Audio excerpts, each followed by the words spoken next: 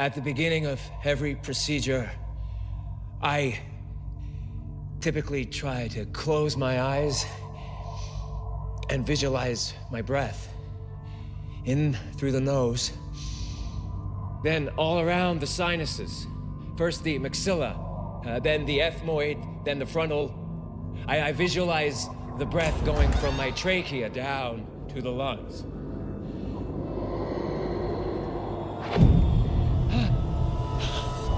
I got sent back. It wasn't my time. I went too soon. Too soon, Dr. Wilson. Too soon. Too soon. Too soon, babe.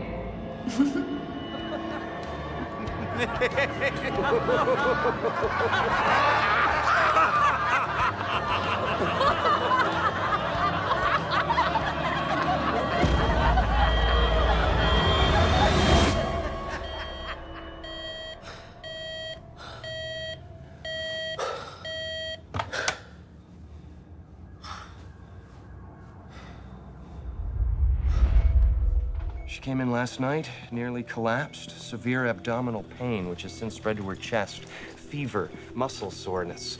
I thought ischemic process, but it doesn't fit her history. We've considered gastritis, cirrhosis of the liver, TB, hepatitis. Did you order a differential? I did, and it doesn't look good. Her white blood cell count is spiking, and at this point, we're stumped. I realize that you're not an internist, but on the chance you've got another diagnostic rabbit you could pull out of your hat. Call Gato. The trauma chief? You want to find out what's wrong with this woman? Call Gato. I don't understand. Need surgery. I understand, and my decision is not to have the surgery. Not do, dead. Need surgery. She's thought a lot about this, Doctor. She understands the risk. She's 13. Look at picture. Localized, but growing. I've seen the scan, and no offense, but I probably know more about brainstem gliomas by now than most neurosurgeons. If I have the procedure, the likelihood is you won't be able to get it all. Chance will. In which case, I will get chemo, radiation, and the drugs would wreck my brain, my organs. Surgery is only. I've had surgery. Need again. No.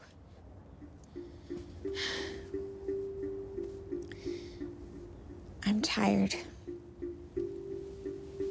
Enough is enough. Not do, dead.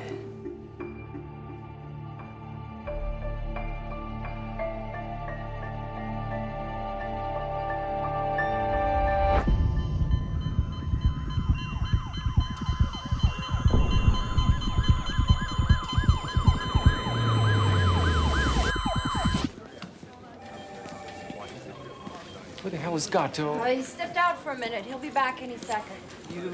You're a neuro resident? Yes, sir. I need you to pronounce this man dead. Quickly, please. I beg your pardon? Gunshot to the head. He's got an organ donor card. We need to pronounce him brain dead. This man is not my patient. He's nobody's patient at this point. He's a donor whose organs I cannot harvest until you pronounce him brain dead. Well, can't you? No, I cannot. The transplant surgeon is not permitted to do the final. Could you get on with it, please? I've got a man waiting for this heart. Sir? Sir, I'm Dr. Robideau. Can you open your eye? Oh, great. Can you hear me, sir? Could be that he's a poor listener or that he doesn't have a head. Mr. Jasper. Gavin Jasper. Where the hell is Gato? Pupils fixed and dilated. No response to pain stimulus. Mr. Jasper, if you can hear me, could you take my hand? Come on. That's brainstem reflex. Reflex. Are you kidding me? Mr. Jasper, hold up a finger, please.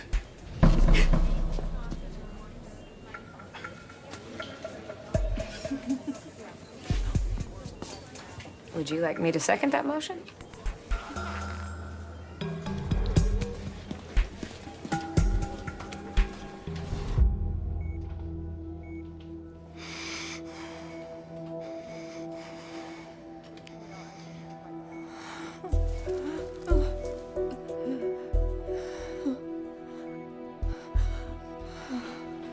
Does he speak?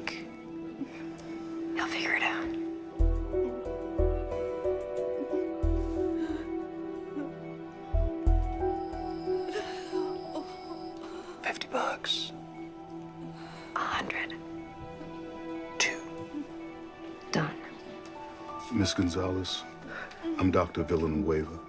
How are you feeling? Do you like to cook? Yes. Do you make linguiça chorizo? Yes. The other day. Muy bueno. Trigonosis. I beg your pardon? Well, see the little cut on her finger? She probably touched the seasoning on the raw pork. This lady's got worms.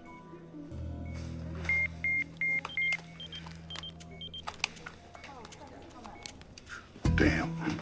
You owe her $200.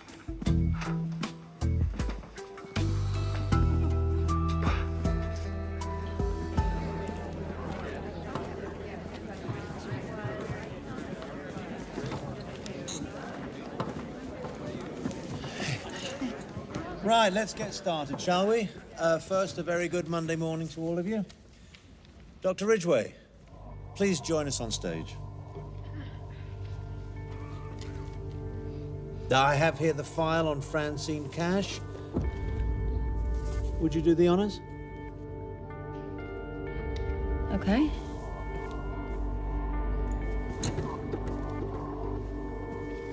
Francine Cash arrived at Chelsea General on October 23rd with a meningioma. Procedure to remove the tumor was scheduled and performed on the 26th. Procedure seemingly went well with no incident. Seemingly? Would you walk us through it, please, Doctor? Certainly.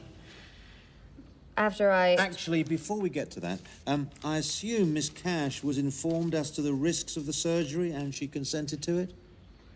Of course. Excellent. What were those risks, Doctor? There were several. Bleeding, infection, stroke, possible damage to the olfactory nerve, which ran proximate to the growth. Yes, that one. Let's talk about that risk, Doctor. Well, should the olfactory nerve be either nicked or cut, the patient could lose her sense of smell. The patient was told this? Yes. Did you personally tell her? That would have been the responsibility of the resident, to go over the risks with the patient and have the patient sign the consent form. So personally, you have no idea what risks, if any, Francine Cash was made aware of before the surgery? We could ask the resident. And who would that be? Michelle Robideau. Excellent. But before we get to Dr. Robideau, once again, do you have any direct personal knowledge of what risks that Francine Cash was told about before the surgery? No, I did not personally hear what Francine Cash was told before her surgery. Please walk us through the procedure, Doctor. After the patient's head was immobilized, an incision was made on the scalp and the skull was exposed. Entry to the brain was made through a burr hole behind Miss Cash's right eye. From there, it was a matter of gently cutting away the outer layers of the brain and then resecting the tumor. No, you describe it very well. Do you know, I could almost visualize you doing it. Did you do the surgery, Dr. Ridgway? No. No? Who was operating? Dr. Robideau. Dr. Robideau. You allowed a doctor in training to operate on this young woman's brain? Dr. Robideau is an extremely competent neuroresident. And Francine Cash was someone she could practice on? Come on. Well, how is it that Dr. Robideau was chosen to operate on Miss Cash? That was my decision. Ah. A decision I made because she was perfectly capable of handling a meningioma. She'd performed the procedure before? Yeah, she's assisted me dozens of times. How many times had she performed this procedure on her own before cutting into this patient? None. So you thought she could just try her hand on Francine Cash? That's what a teaching hospital is. No one hatches from an egg as a polished surgeon. Dr. Robideau's a better doctor for having done this procedure, a better surgeon for the scores of others she'll treat in the years to come, and you know that. Thank you. How does that inure to benefit Francine Cash?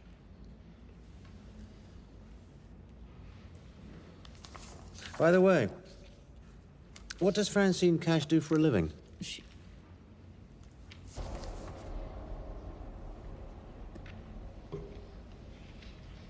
She was a chef.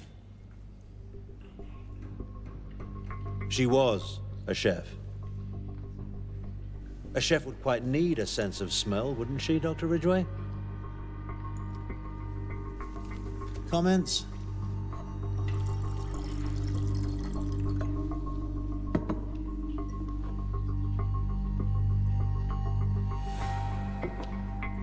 "99 out of 100 patients would dismiss the potential side effects without a second thought.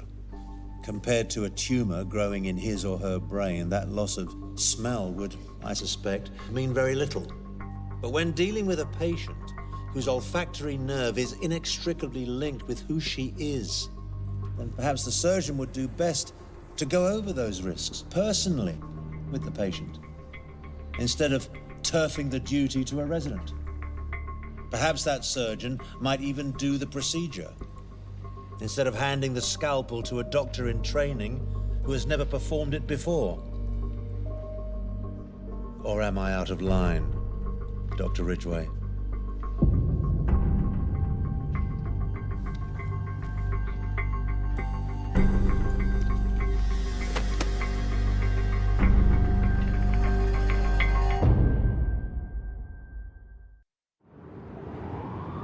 You'll go in through my nose? It's called endoscopic transnasal brain surgery. I'll be threading an endoscope and miniature tools up your nose. I won't be looking directly at the tumor. Rather, I'll be watching a TV monitor using computer mapping. And I'm sorry, are you any good? That's probably an offensive question. Sandy, I'm about to go into your brain. It's not an offensive question. In fact, it's the first question you should be asking and the one that patients never do. Probably because we just assume you to be infallible.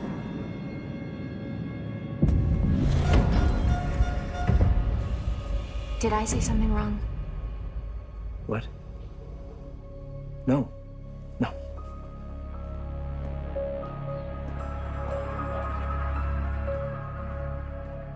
You actually hallucinated? I guess I did. I thought I saw Allison McDaniels standing there. I heard her voice.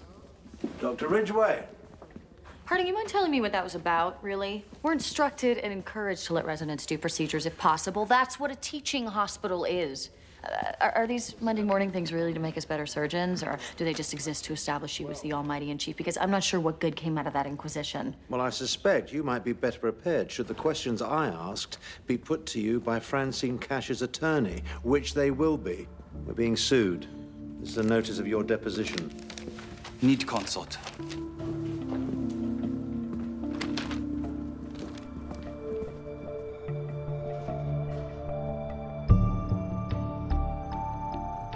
Well, it's clearly got to come out. What I say? Patient refuse. She's 13 years old. Parents refuse too. Did you explain to them the consequences of not operating? Yes. Tell them not do dead. Tell, not care. You explained it that eloquently, Sol. I find it difficult to imagine they're taking issue with not do dead. You such a good talker? You explain. I send to your office.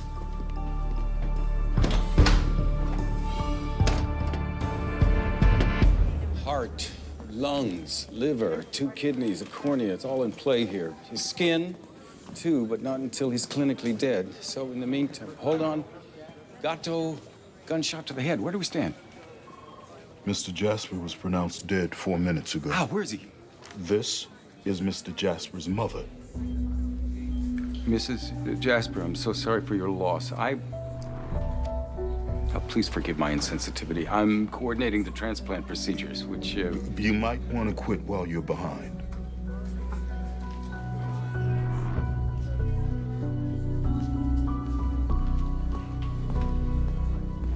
I'm getting sued. We're getting sued. I haven't even finished my residency. Michelle, doctors get sued every day, especially surgeons, whether we make a mistake or not.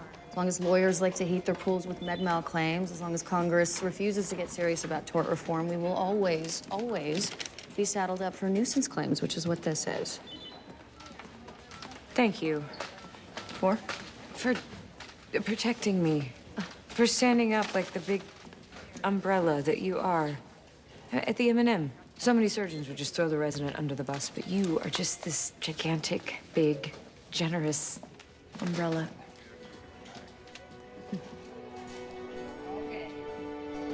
Debeki. Yes, suction.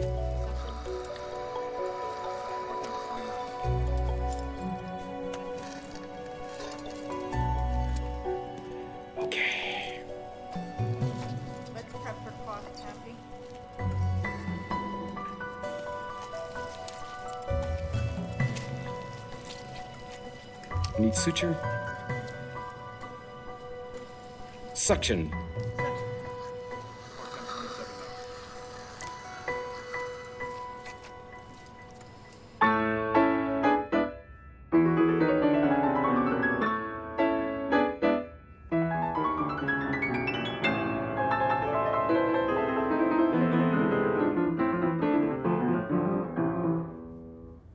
Trisha, Dr. Hooten. That was impressive. Are your parents around? They went to the cafeteria, and it's my decision. How old are you, Trisha? Here we go. Look, in England, a 13-year-old named Hannah Jones decided to forego life-saving heart surgery. In Minnesota, a 12-year-old boy refused chemo for a treatable form of lymphoma. The courts have generally found a right in all persons to refuse treatment. I've done the research. How about the math? Without surgery, you'll die. Cool bedside. You play this thing? Well, not as good as you. But then I have other attributes. One of them being a will to live. Really cool bedside. What do you play? When you play? I fancy Beethoven. That's funny. Beethoven almost saved my life. How so?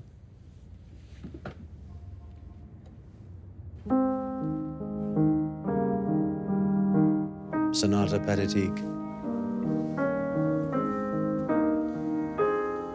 When I first heard this, I got this weird sensation that God was singing to me or thinking about me. Anyway,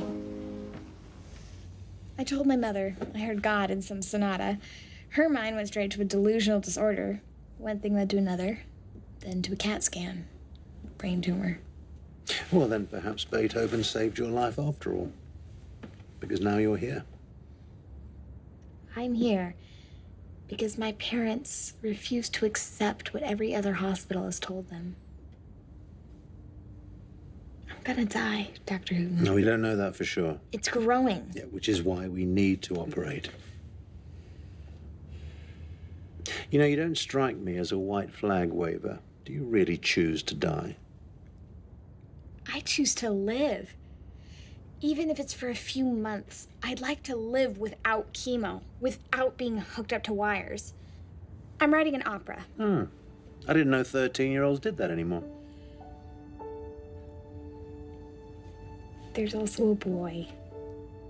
Our school has a Valentine's dance. He's gonna ask me, and I wanna go. And then there's my house, my bedroom, my family. I wanna spend all the days I have left with the people I love, doing the things It may only seem like a few months to you. To me, it's a lifetime. I'd like to live it.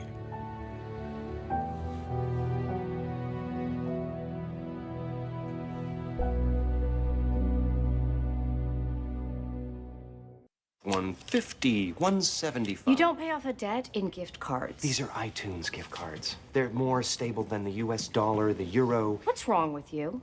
If you want to ask me out, just do it. What? Why, in God's name, would I ever want to ask you out? I don't know, and I don't care, but I'm busy. I have patience. If you want to have dinner, just ask. We're not in high school. Dinner? Which you'll pay for in cash. Not iTunes gift cards. For God's sake.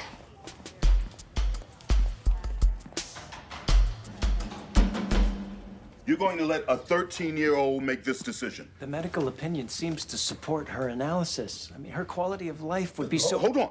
If that tumor doesn't come out... Why is this doctor even here? To successfully bully you since I failed. You spoke to Trisha. Is she wrong? Can you save her? I would say that if she can be saved, Dr. Park would be the man to do it. That doesn't answer my question. Mrs. Miller, I can maybe save her. How we not try? How we not try?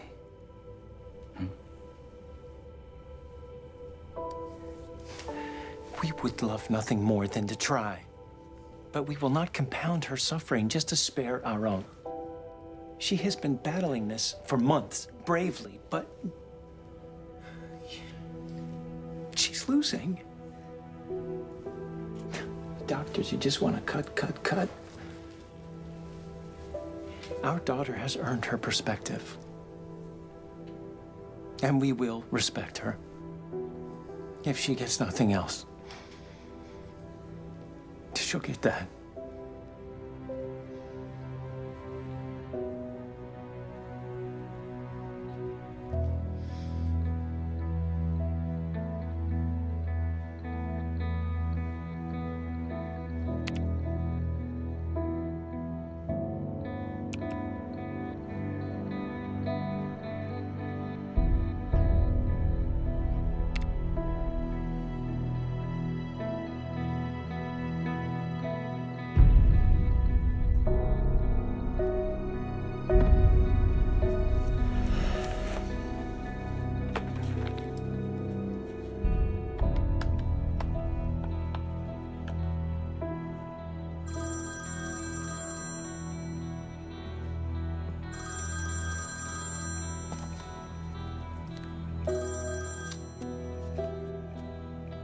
Hello?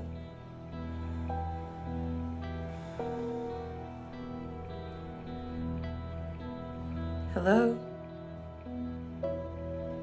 Mrs. McDaniels, this is Dr. Wilson from Chelsea General. Yes?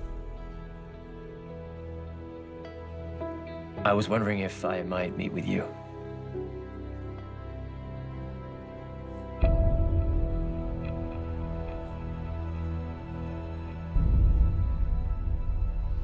Why?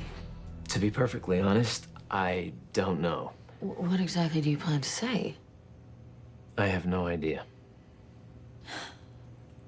Ty, you gotta get some clarity on this. Because whatever you do say could have some very serious legal consequences. I've been having bad dreams. Nightmares. I don't know what's going on. Honey, whatever you've lost, I don't think Quinn McDaniel's mother can give it back to you. I really think it's a mistake to see her.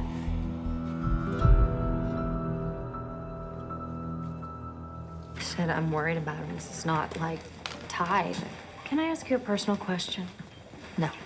No, I'm married. My personal life is to be kept secret, especially from me. Yeah, all right.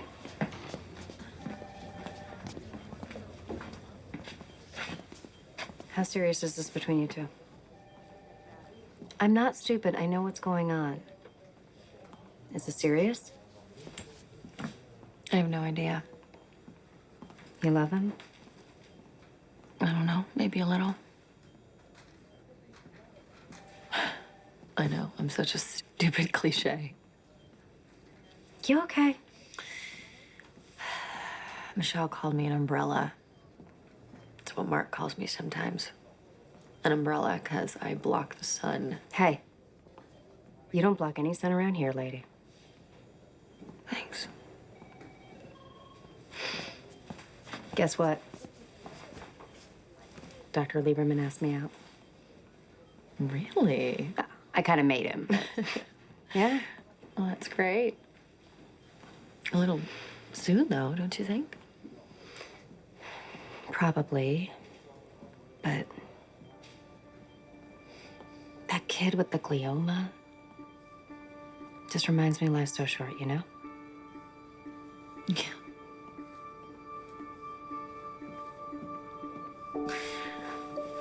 I like John Lieberman. He's not too dorky, is he? No. He's just dorky enough.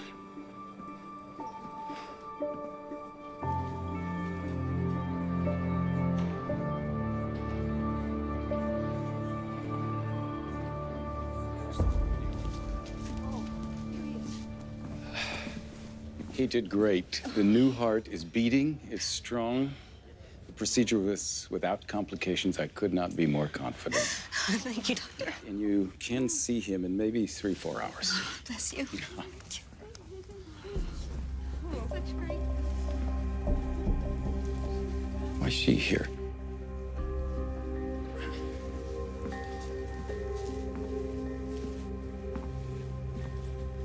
You're here. Where would you like for me to go? There is neither an apology nor an excuse to justify my earlier insensitivity, but if I might console you, there are 6 people who are living right now because of the extraordinary sacrifice made by your son. Of the organ recipients, 1 is a school teacher, 1 is a pediatrician, another is a biological engineering student, and the contributions that they can now make to society have only been made possible by your son's... I hear what you're saying. My son was a gang member who got shot in the head. My son was nothing. Because you harvested his organs and gave them to people who matter, now he matter. I hear what you're saying. You can go to hell, Doctor. You can go straight to hell.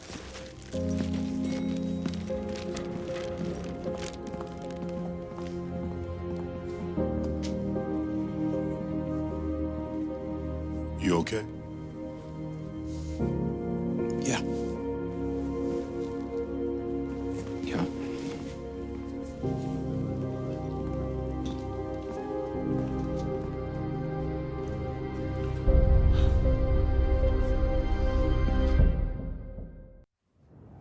Trisha, what I see in you, in addition to a young girl with a ferocious appetite for life, is a young woman willing to bet on herself.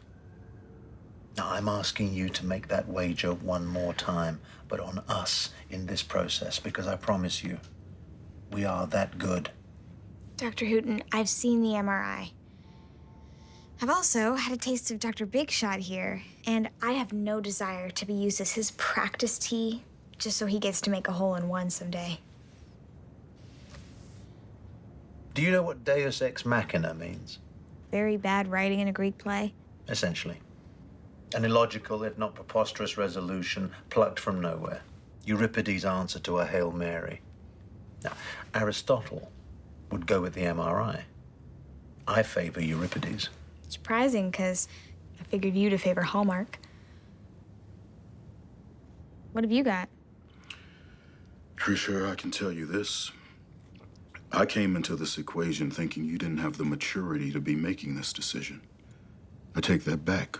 You're a very smart girl. So smart, in fact, I'm gonna lay this on you. Medicine, science, often doesn't add up. There's so many inexplicable mysteries, like how behaviors like compassion and morality can be genetically based, how cells in the womb know how to migrate as the fetus develops. So many mysteries. One being your point? My point is, miracles, however unquantifiable, they do happen. Are the odds against you? Yeah. Is it game over? Hell no. I agree with him. Deus ex, what was that? Machina. Yeah. Machina.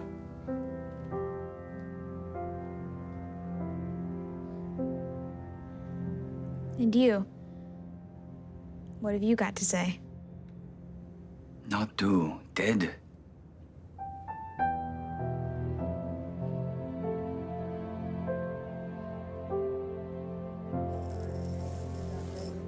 This better be worth it. That's all I can say. Well, if it makes you feel any better, I think it looks rather good on you. Okay, we're all done. You want to see? No, thanks. I've seen it.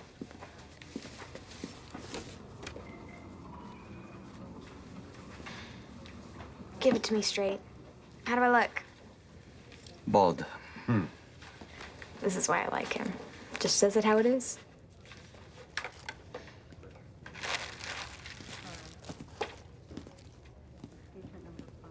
If I die, you're gonna cry.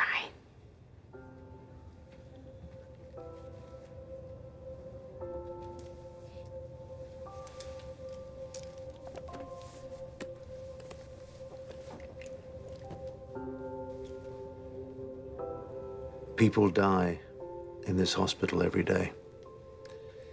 If I were to stop and shed a tear to every life we lost, we wouldn't get any work done. But if we lose you, Trisha, I shall cry. Because I think you suspect just how much you've managed to touch my heart. Which is why I so want to do this procedure. And why I so want the scalpel to be in the hands of this doctor here. And not to put too much pressure on him. He will save your life. And then the tears that I shall no doubt shed will be ones of pure joy.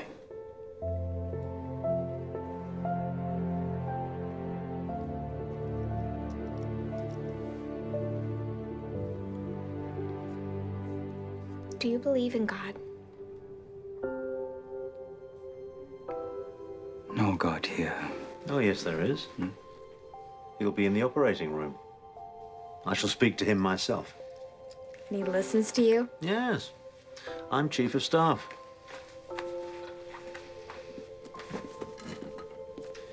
I read that my chances improve if my outlook is positive. Is that true? Very much so. You want to do something to make me smile, then? Name it.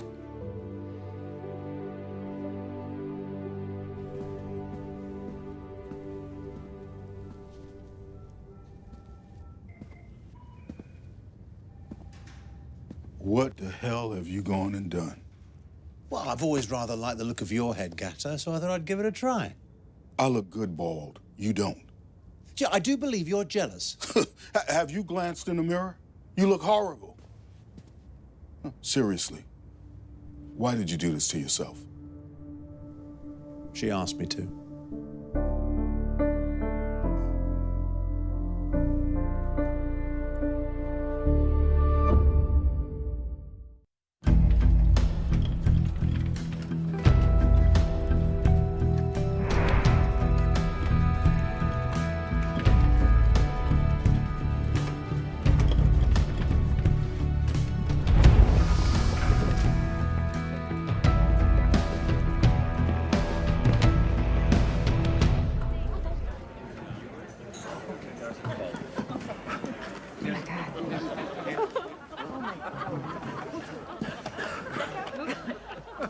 Okay, I'd like you all to direct your attention to my head. And for the next few seconds, please indulge your misdirected delight at your peril.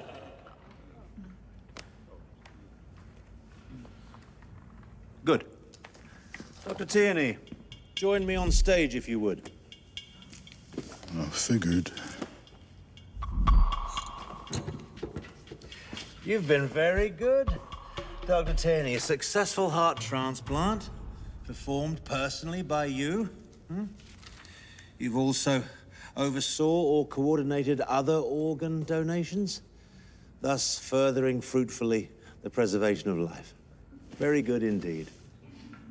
You've also been very bad. Tell us how you've been bad, Dr. Tierney.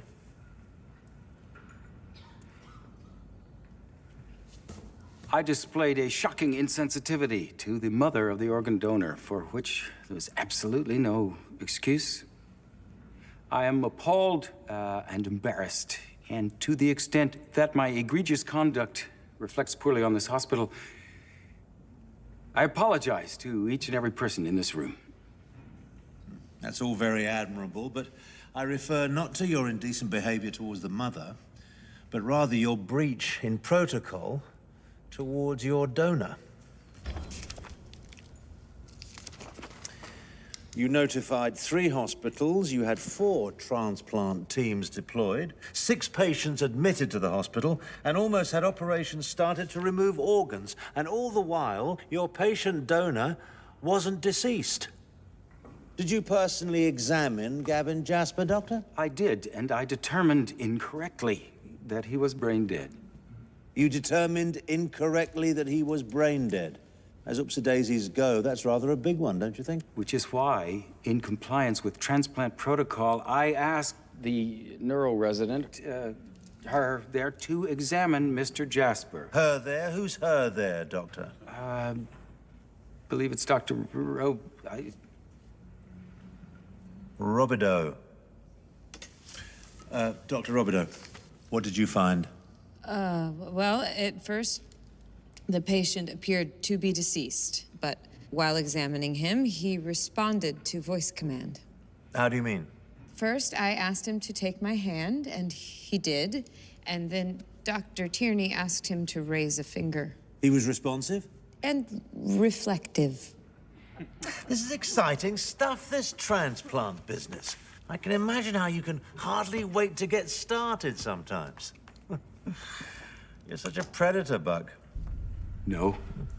A vulture. No. Trawling around the ICU, scavenging to harvest organs. Not to be bothered with any such annoying little details like whether or not your donor is alive or dead. Shocking, egregious, appalling. These are your words, Buck. Do you think these words go far enough? I do my job. And I do it very well. For 20 years, I have run a transplant service that has made Chelsea one of the highest volume centers in the country.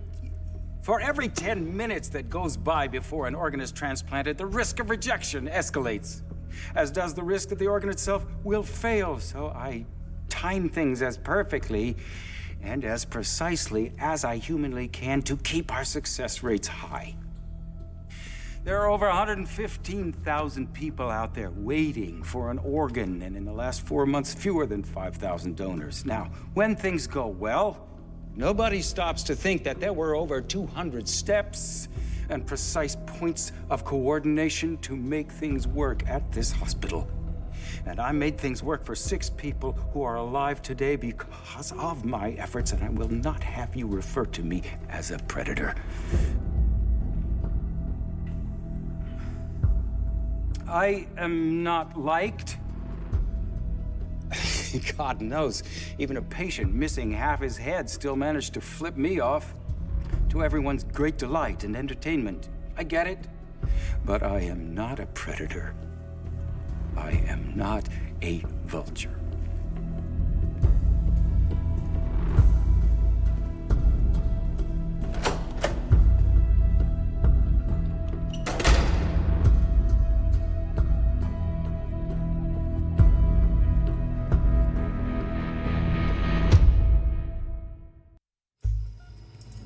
Tumor exophytic, localized. Trigeminal nerve. Duson's nerve right there. Everybody quiet. About to go into brainstem. Quiet.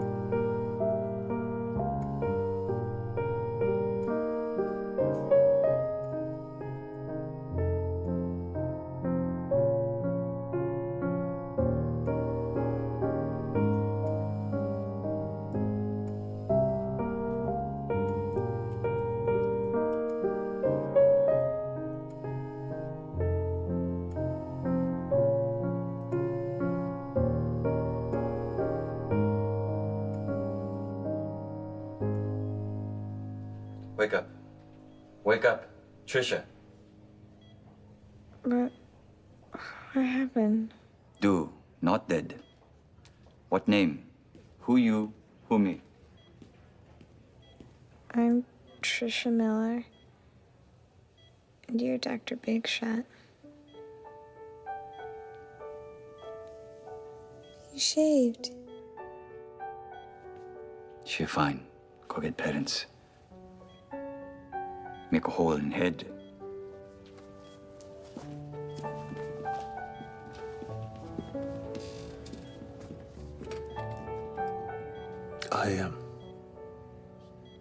I believe he meant to say he made a hole in one.